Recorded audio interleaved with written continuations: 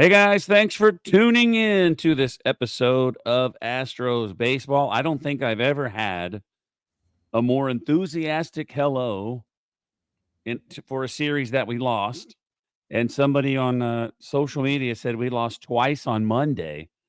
So we're going to talk about. I want to start with the moves, Wally. Let's talk the moves, maybe some injuries, then we'll get into the series because we lost 2-1. But anyway, I'm with Wally. Wally, what's up, buddy? How you doing? It's all good. It is all good. We had our rain last week. Now we've returned to normal Texas, Houston, Texas, 97% humidity, 97% temperature. We're feeling like we're back in the swing of things now. At least it's 1st of August, and we really only have about 6 more weeks of this. So, and then we've got 8 more weeks of baseball. So let's watch the Astros go to the playoffs. Yeah, it's going to be nice. So before we get into the deadline moves, I labeled it Dana's deadline moves. What is your thought on Kyle Tucker? I mean, he hit his, it's like, I know that teams don't like to give off too much information because I think Mike Trout, he's going to come back. Another meniscus tear. Yeah, and he's out for the season is what I read today. But Kyle Tucker, he's just got a bruise, maybe next series.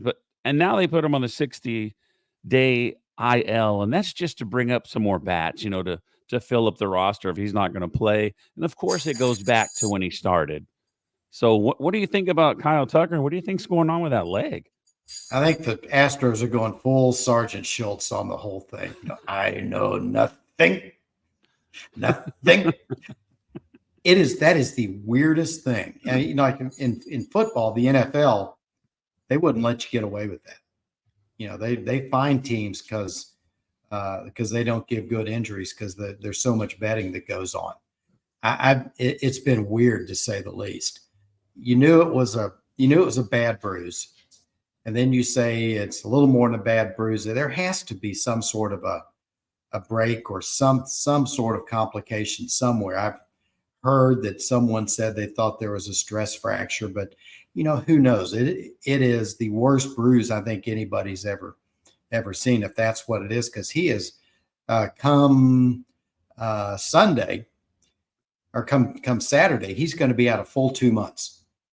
Yeah. And they're talking about, end of the year or end of the month, then when he's going to come back. When he and Espada were throwing the other day, you could tell there was not a lot of push off on that leg. So that's what I was going to ask you.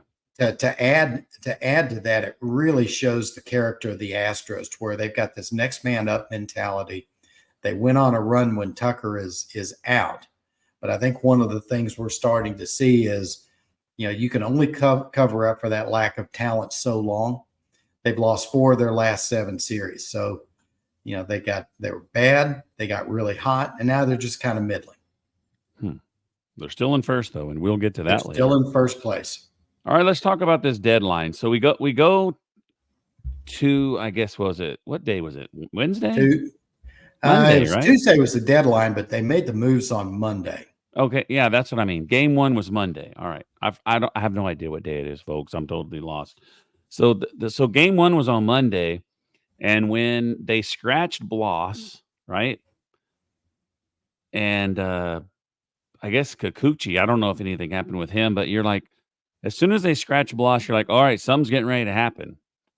And so we started reading that they're going after Kikuchi, and then we get, we're wondering, well, who's it going to be? Like, what's the price going to be? Because a lot of Astro fans are pretty upset. I mean, the guy has a 4.5 ERA, but whenever you saw the what we had to pay to get him, of course it was Bloss, no big deal, and then you got Will Wagner. If there was no Altuve, he probably would be our second baseman of the future. He's been down there for a while. I mean, he has, and there's a lot of older guys down at Sugarland. I think Will Wagner's 25, so you're starting to get to the age in minor leagues where you're starting to age yourself out. Start from the back. There's questions whether Will Wagner is ever going to play for the Astros. Not he's anymore. Done well, like a lot of not anymore. the there's a lot of older guys down at Sugarland, and Wagner ought to be happy about this deal because it's going to give him a chance to go to Toronto and start over and maybe get a chance to play. Yeah, because the I mean, they have a rule in minor leagues. You can only be in the minors for a certain amount of time before you get called up, and they got to let you go. Well, they can put him on the 40-man. Well, yeah. Yeah, if they want to put him on the 40-man, I'm not sure he wasn't on the 40-man. So yeah, they were probably getting to a point where he was going to have to be. He might have been Rule 5'd out of this after this year. I'm not sure. I haven't really taken a hard look at it, but the the thing about Wagner, and we'll get to Loperfido and we get to Bloss. The Astros are in a win now mode. And when you look at these three guys that they cut or they traded, none of these guys were going to really make a significant impact to this year. I mean, yeah, you can say Loperfido could. I think as much as anything, this Loperfido move was to give Pedro Leon a chance to play, even though he hasn't seen the field yet. He'll get to the field in Tampa Bay. When you look at the guys, Bloss is a young pitcher. He's got a great arm. He throws. He doesn't yet pitch. Loperfido's striking out 38% of the time, somewhere in those lines. And as an outfielder, he's made some amazing plays. But when you look inside the replays of these plays, one of the reasons he has made these plays is that he hadn't taken great angles to the ball. The exception of that is the one that bounced off of his glove and he caught in his hand. That was amazing. Yeah. But there was a ball that he caught in the alleyway soon before he was traded, and it was a great looking catch, but he took it too shallow of an angle, had to cut it back, and then made a great catch. Also with Loperfido and Bloss, this is going to give them a chance to play just about every day, get in a rotation, and get themselves a chance to develop. I understand they were upset at the trade, but when they sit back and take a look, it's going to give them more opportunity to play. And with Kikuchi, they say he's got great stuff. And the Astros have a real history with being able to take pitchers and tweak them a little bit. And what they've said about Kikuchi is that great stuff, but he misses inside the strike zone too much. That's what I heard last night. That he's got someone 0-2, and he just gets too close to the plate, and that's kind of his deal. Well, kind of Urquidy does that too. Yeah. They talk about Urquidy, say, he throws too many strikes. And maybe that's the same thing with Kikuchi. Maybe the Astros can do something with the shape of his pitches a little bit. It's going to have to be something that they can implement quickly because, they really need him to add length because we've got some relievers that need a few days off. Yeah. So I think the move, this is my opinion on the move. I think that the Astros are desperate for a starting pitcher. And what Dana Brown is saying, that's who they had their eyes on. Whether it was, the fans can think what they want, but that's what he said, and I'm just going to take him take his word for it. And I think they were so desperate that the Toronto wanted Loperfido, Toronto wanted Wagner, and did you see when he batted second behind Springer, and that was pretty cool. And I also saw somebody post the stats after a certain amount of at-bats for him and Springer, and they were identical. Isn't that something? Yeah. So, I mean, I think the guy has a great future. I just think, with the pending free agent with Alex Bregman, Altuve is getting older. Kyle Tucker's got one more year left. I mean, if you have a good team and you're in first place and you have Jake Bloss as your fifth starter, you got to do something. And if you got to go for it. Yeah. The price was a little high, but you got to do it. And pitching at the trade deadline was extremely high. What was funny about it is it was extremely high for pitchers that really weren't all, there wasn't a Randy Johnson out there. There wasn't a Verlander out there. There wasn't somebody that you can say, this guy's going to be a Hall of Famer. They're good, serviceable pitchers that teams needed, but not that generational talent pitcher.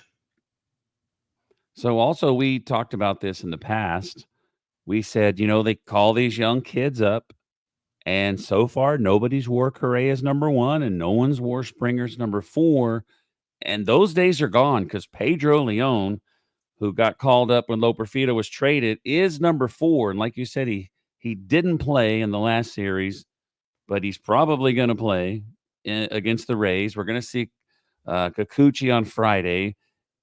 If both of those guys are in the game on Friday, it's gonna make it just even more exciting, to watch the game. Yeah, and I hope Espada does do him, because if there's one thing we've seen with Espada, he hasn't used his whole bench. When Kessinger was here, he didn't use Kessinger. Now Diaz has been up here several games. He hadn't used Diaz, and you've got Leon. And if you've got guys on the team, you need to play them unless they just can't contribute at all. And then also the Astros traded for Caleb Ferguson from the Yankees for a minor leaguer I never heard and a player to be named later. And that sent my boy Magic Man, probably not because he's doing bad, but probably because he's thrown a lot of innings and he may have thrown in the last game that, they needed to take somebody. So no damage on the Magic Man. And Wally made a funny joke. The Magic Man's going to have the cast of spells in Sugarland now. And I didn't appreciate that, Wally. You're talking about and he has fallen off in the last several times out. Yeah. He probably has, like you said, gotten too much work. And if you send him down to Sugarland, maybe he just gets some rest and come up and be ready to pitch. This isn't the last we've seen of Seth Martinez. Yeah. You got anything else, trade deadline, you want to add before we go to the Astros and Pirates? No, just the Mariners added 2 bats and 2 pitchers. We'll see what happens with Justin Turner. We'll see what happens with the Rosarina. They're 2 league average hitters, but when you're hitting 216 as a team as the Mariners are, league average hitters are pretty good. They also picked up Yimi Garcia, and they also picked up JT Chargois from the Marlins. And we saw JT Chargois. I thought we hit him pretty good. But really, the Mariners needed bats, and they went up and tried to get them. And so far, since the trade deadline, they've been hitting. They did lost 2 out of 3 to the Red Sox, and we can hope that continues. Yeah, you were saying the Astros and the Mariners are going neck and neck. The other one can't shake the other guy. I mean, someone's going to have a bad series, and someone's going to get a sweep, and then they're going to be a little separation. Hopefully, it's the Astros. So let's talk about the Astros and the Pirates. Game 1, Bloss was supposed to start, but Taylor Scott got the start. And he did quite well. He sure did.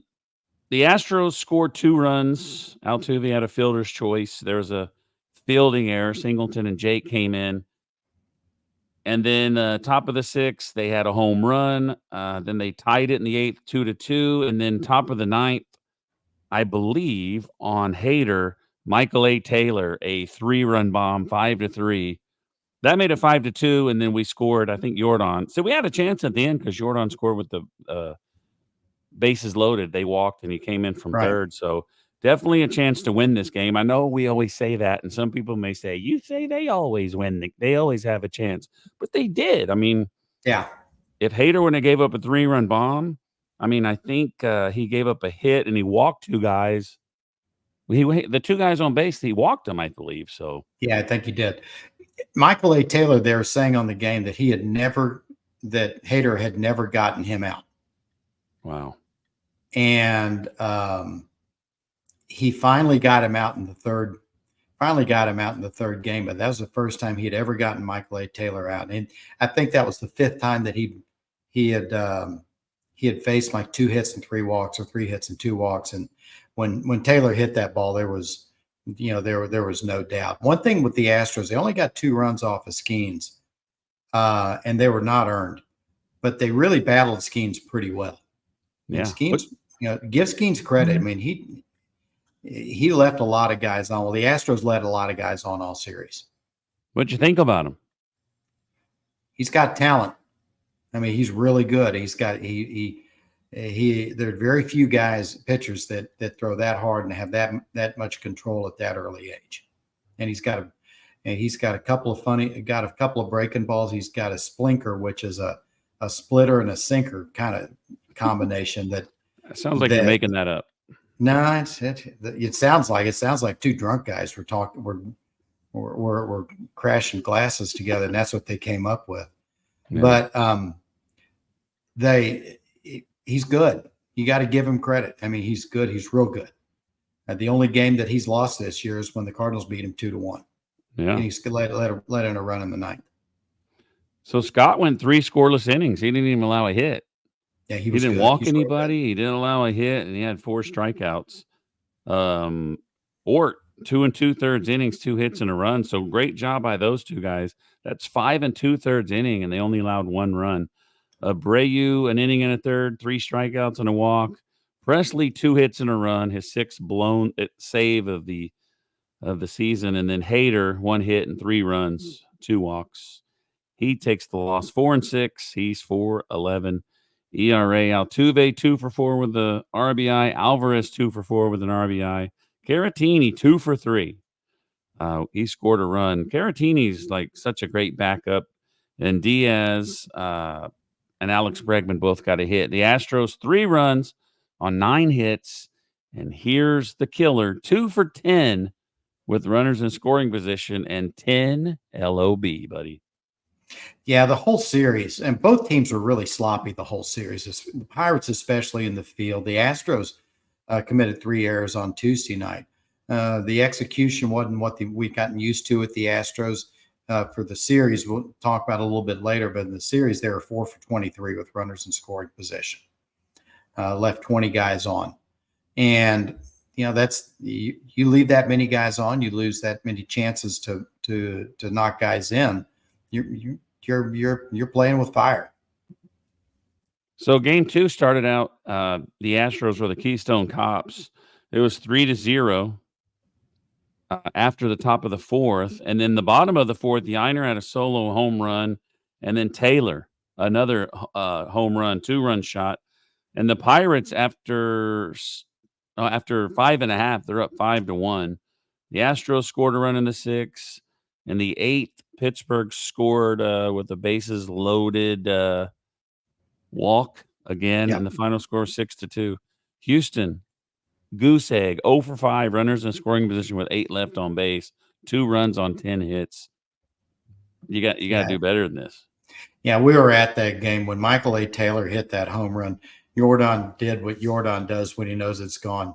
He didn't even move his head up. Really? He just had his glove down to the side, and he just saw it, and he's like, oh well, I'm not even giving any effort for that because it's out of here. It was on the train tracks. It was a bomb.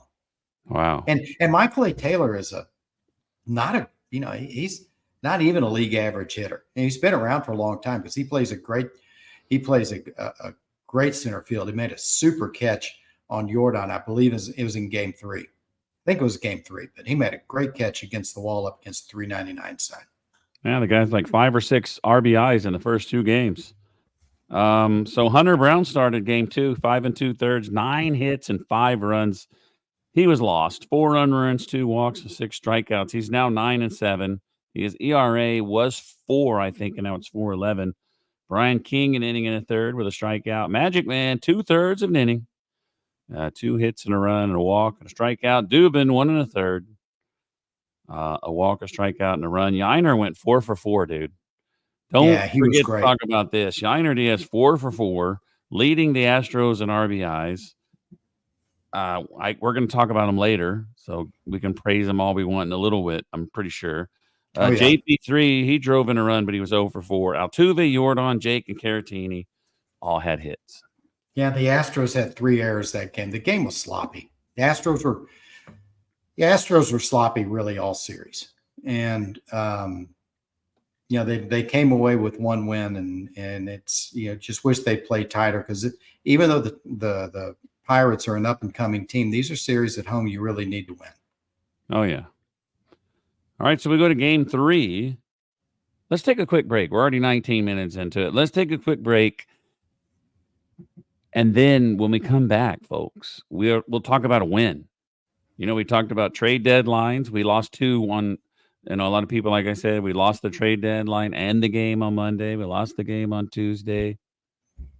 And let's talk about a win when we come back. All right, Wally? That sounds like a winner. All right, guys, we'll be right back with more Astros baseball. All right, Wally, let's talk about game 3. We are back, folks. Okay.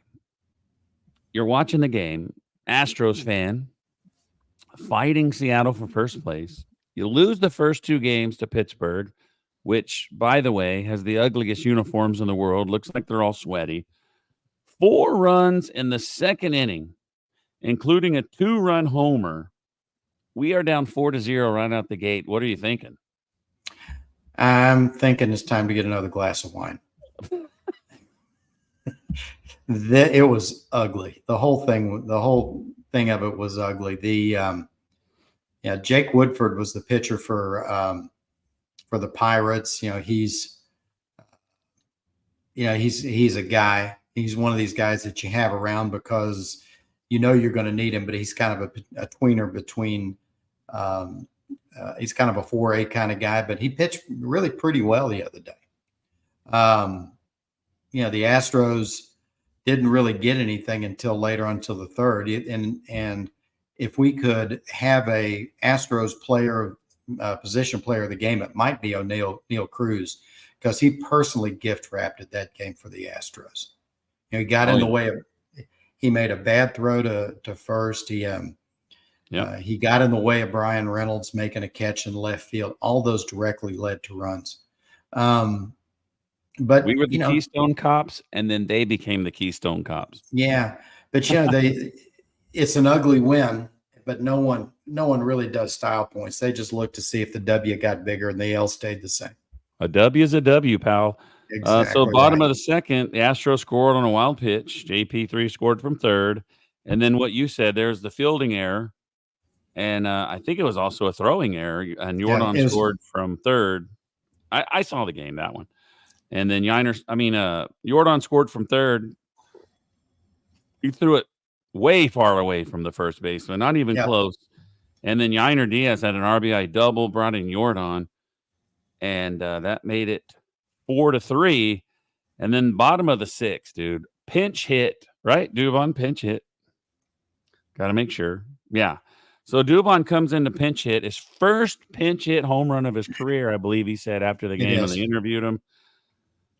2-run bomb, brought in Yainer. Don't forget Yainer got on base first, or it wouldn't have been a 2-run bomb. And no more runs. We went 5-4. Dubon, player of the game. He only hit once, but damn, dude, 2-run. I thought it was a walk-off, my memory when I went back to look, but yeah, 6 innings. Well, and Espada's had a pretty good touch of knowing when to pinch hit. He's pinch hit Caratini a couple of times. He's pinch hit Dubon a few times, and he's gotten a hit. And, this is really where Dubon is best. Dubon, I think, his average has been dropping because he's been overexposed. Who Dubon's going to bat well against? Spot him. Don't show him too much, and he'll perform it. But he got that first pitch, and he smoked it. All right, so the Astros finally get a win. They avoid the sweep. Thank you, Dubon. Framber went 6, but he gave up 4 runs on 5 hits. He didn't walk anybody, and he had 10 strikeouts. He gave up a 2-run homer, I think, early in the game. And he picks up the win, though. 10-5, 3.56 ERA. You know what Framber did, though? He gave up 4, but he didn't lose his wig. We've seen him give up 4 in the next inning, give up 3, and the next thing you're playing junk ball. He had those 4 runs. He didn't lose his head. The last 4 innings he pitched really well. Yeah, he gave up a couple runs in the first 2 innings and held it together. So he gave the Astros a chance to win. Went 6 after giving 4 runs. That I give him a lot of credit for that. That's a lot of personal mind strength. Abreu had a great outing. Presley gave up 2 hits. Little scary inning for Presley. Got a lot of people bad-mouthing him on social media. And Hader had a hit and a strikeout. Hader always has traffic, but he had save number 21 thanks to Dubon's 2-run bomb. Yainer went 2 for 4. with an RBI. Dubon 1-for-1, drove in 2, and Bregman went 1-for-4. The Astros 5 runs on 4 hits. Those 3 guys are the only ones that got hit, and they were 2-for-8 with runners on base, and they left 3 on base. Very, very ugly game, and I think the Pirates gave it to us. Yeah, it's you could say the Astros gave them the second game because the Astros had 3 errors the second game. I think there was 6 errors for the Astros the entire series. I may be wrong on that, but it was a sloppy. We've said it before. It's a sloppy series. Well, they got their win. Let's move on to the next one. Play a Tampa Bay team that strangely did a big time fire sale. They really did. So anyway, they had put the list of like minor leaguers acquired or something, and Tampa Bay picked up like 14. Did you see that graphic? Yeah. Or were you at the game? Yeah, no, I mean, I've seen what they have, but give Tampa Bay credit. There's so many teams that think they're in it, and we talk about not just being behind, but how many teams do you have to pass? It's not just enough to go 6, 7, 8 games over 500. You've got to hope to get the 5 other teams in front of you are going backwards too, and they're playing each other. So by definition, one of them's winning, one of them's losing. So nobody's going back that far. And, Tampa Bay's got their formula. They say, we're not in it. We're going to find the guys that we like. We're going to develop it, and we'll see you next year. Yeah. I like Tampa Bay. I mean, they need a new stadium. I think they finally got one. Yeah. They don't even play in Tampa Bay. All right, buddy. It is time. It is that time of the podcast. For my favorite part, I love talking about who we pick as the Rams shirt player of the series, the players of the series. My bad, folks. So here we go. We didn't have anybody commenting on today's show, so I wish you guys would do that. You can if you want, if you're watching. But I'm excited to hear yours. Let's start with, what do you want to start with? I'll let you pick what we're going to start with. Let's talk with the player of the series. I don't think there's a whole lot of argument with this. You talked about it earlier. Yainer was 7 for 13 in the series. He had a home run. He had a double. He had a home run and 2 doubles. Had a 538 average and a 1.462 OPS. That's pretty good. Yeah. And he was 4 for 4 the second game. Yeah.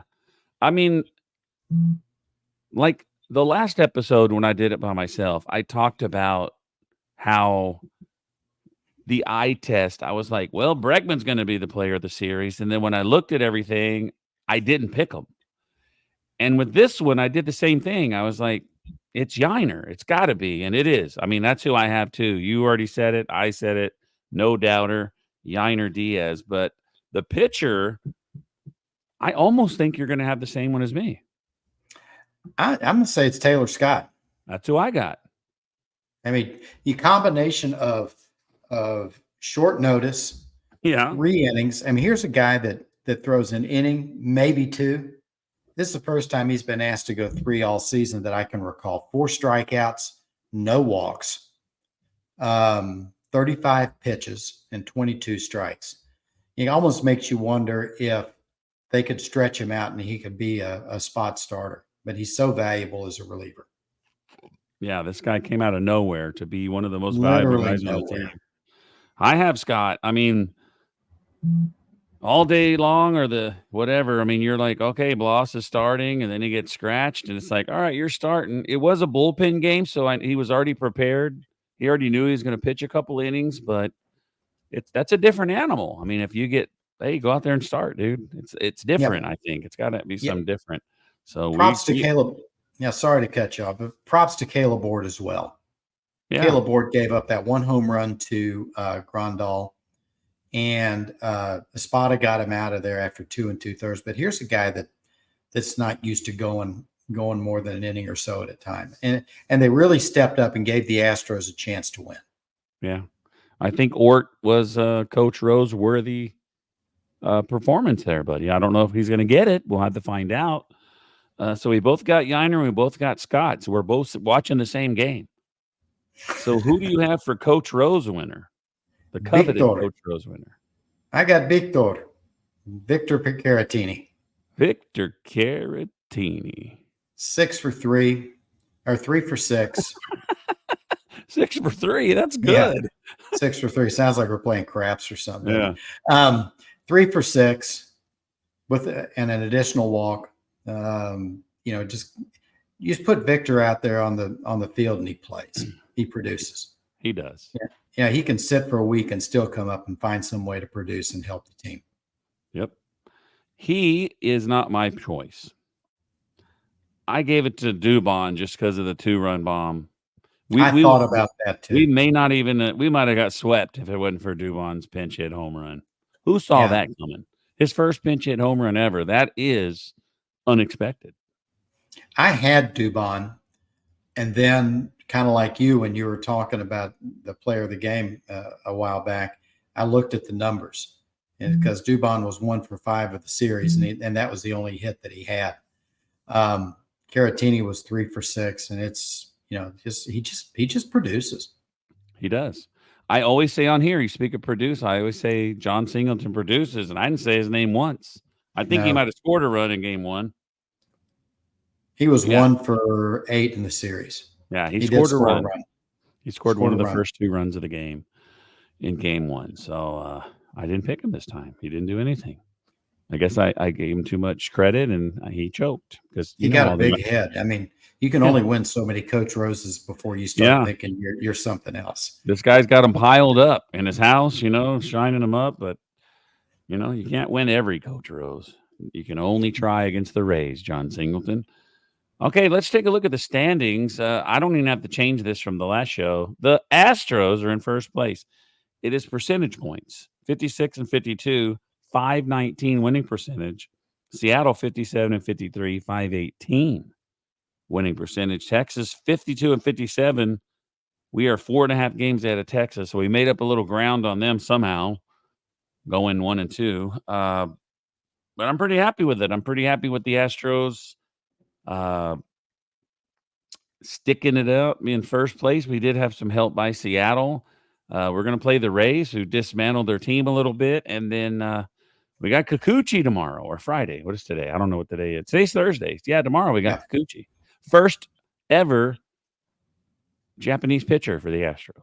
That's what it said. And he needs to pitch. And, there's been some talk. I don't know if there has been a lot of talk, but one thing with the Astros, since they got so hot, we talked about it earlier, that they've kind of treaded water for the last, 3 weeks. You can't expect the Astros to be stay as hot as they were. It takes a lot of energy for a team to get that hot and make up that much ground. They've got Tampa coming in, and then you start getting in some really rough road trips. So they need to win these games while they can.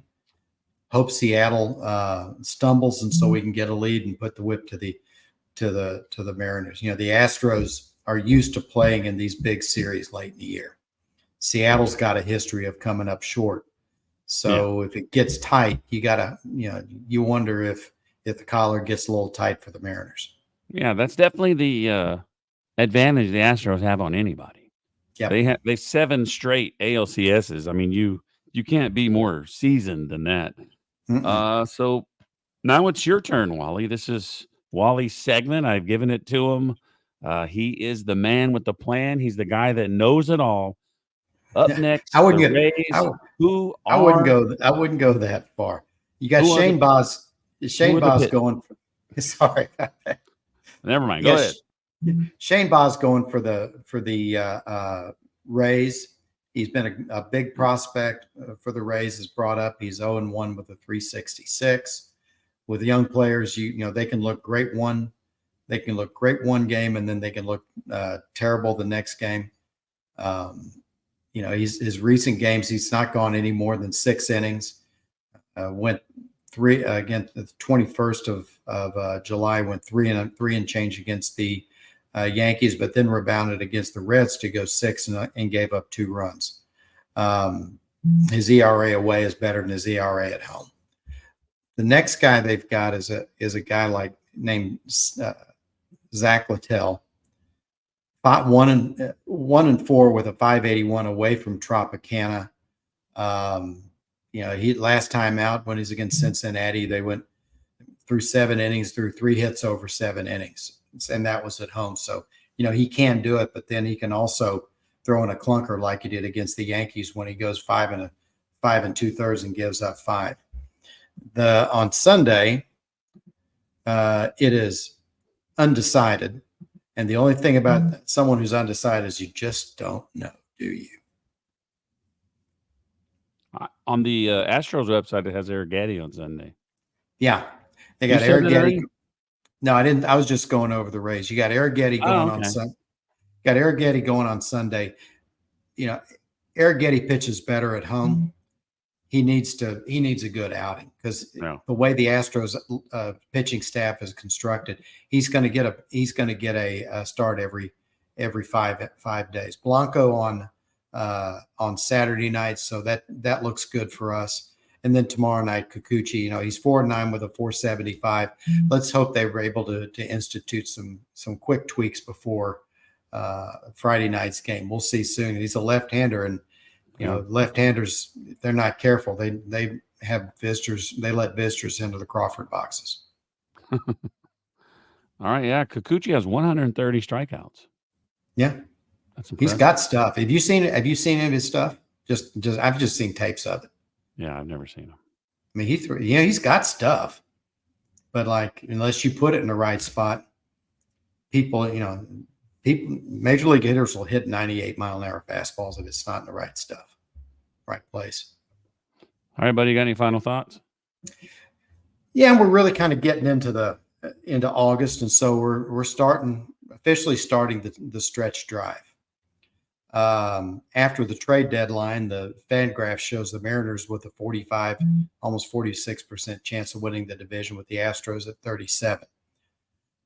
We're going to find out what the Astros are made of, because this is clearly the most difficult season they've had in the last 8 seasons of just even making the playoffs. Their goal has to be to win the division. The wild card could happen, but they've got enough teams in front of them. Let's just win all our games past the Mariners and not have to worry about the wild card.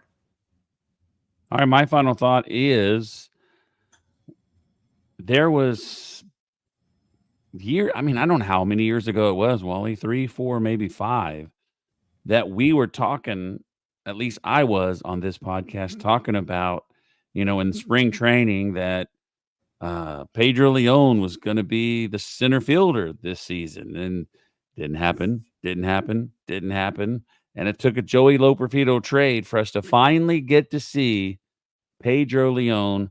So my final thought is, folks, and I've said it earlier, I am super pumped to watch the game tomorrow night. Kikuchi, Pedro Leon, I hope he gets to play. He didn't play last series. Hopefully he gets to start so they get to play together. I think it's just totally exciting. Yeah, I do. I am too. And I would expect Myers to maybe get a day off tomorrow night because he's been struggling a bit. Give him an extra day of rest, and then let Leon play tomorrow night. All right, that's all we got, folks. Thanks to everybody out there for tuning in. You can find us on YouTube. We're not super popular on YouTube, but we're there if you like watching the videos.